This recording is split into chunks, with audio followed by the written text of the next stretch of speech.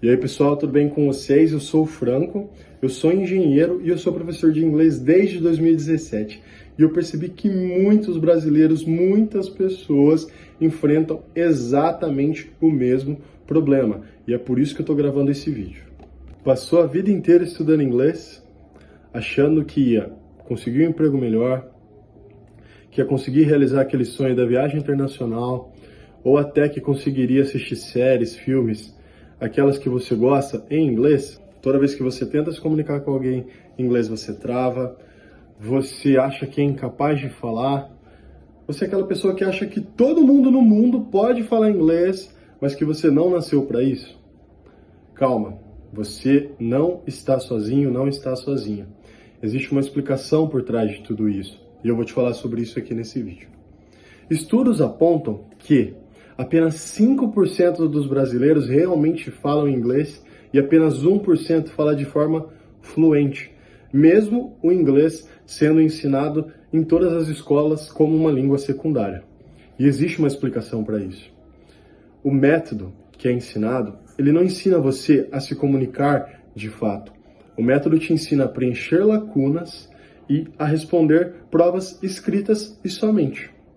Só que quando você coloca isso no mundo real, tentando se comunicar de forma real, e mais do que isso, expressando a sua opinião, ou até se posicionando, isso não funciona.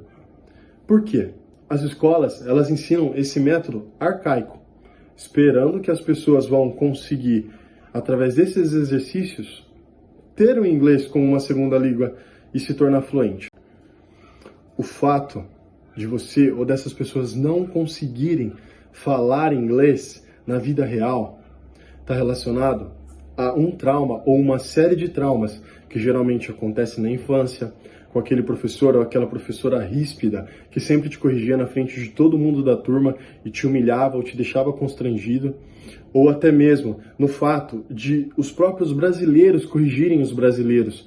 Quando você vai tentar se comunicar com alguém e alguém faz questão de falar na frente de todo mundo que você está usando um tempo verbal errado, que você conjugou o verbo errado, que você confundiu um pronome possessivo. E isso acontece porque se tornou cultural. Achar que para falar o inglês você tem que estar com ele perfeito. Isso não é uma verdade. Antes feito do que perfeito. Se você consegue exprimir uma ideia e a pessoa te entende, ponto. Esse é o ponto da comunicação. Vamos pensar em uma frase.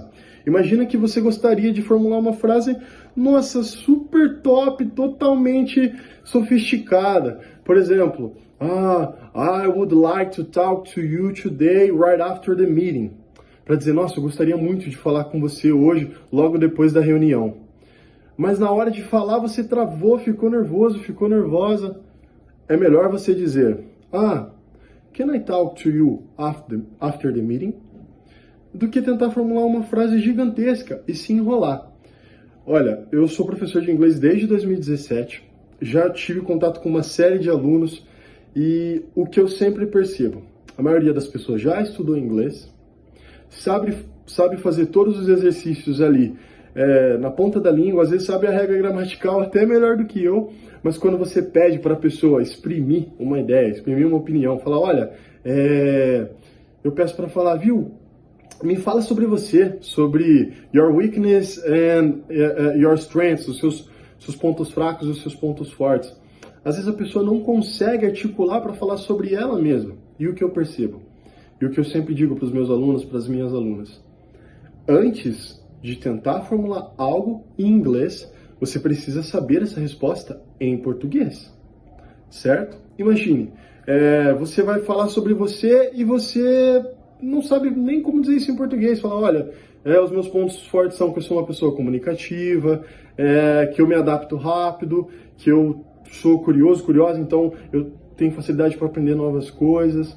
Então, assim, por trás de tudo isso, dos traumas, dessas situações reais onde você precisa falar inglês e trava, existe uma explicação. Então você não está sozinho. Se você estudou inglês, se você ainda estuda, mas na hora de falar na prática não consegue, calma, existe uma solução para isso.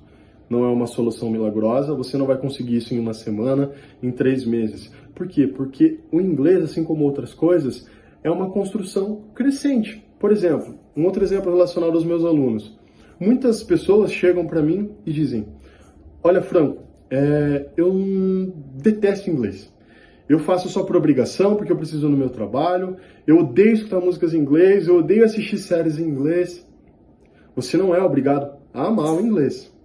Agora pense, se algo que é importante e que pode te ajudar a crescer, a se desenvolver, se você ficar internalizando isso, de que você não gosta, de que você tem pavor, isso não vai te ajudar.